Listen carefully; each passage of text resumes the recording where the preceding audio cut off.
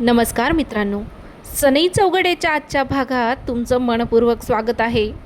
आजचा भाग खूपच भन्नाट आणि मनोरंजक असणार आहे, कारण आज जय चक्क रूढी आणि परंपरेच्या विरोधात जाऊन सगळ्यांना आसावरी आणि गौतमच्या लग्नासाठी तयार करणार आहे. तर बघूया सनई चौघड्याच्या छोटीशी अपडेट्स. नंबर 1, लग्नाची बोलणी करण्यासाठी पमा, शुभा, शरू आणि आसावरी थेट खानोलकरांच्या घरी पोचणार आहेत. नंबर 2, शरू थेट जयच्या रूममध्ये जाणार आणि त्याच वेळी अचानक जयचा टॉवेल सुटणार आहे. नंबर 3, भटजी बुवा गौतम आणि आसावरीच्या कुंडलीमध्ये दोष असल्याचं सांगणार.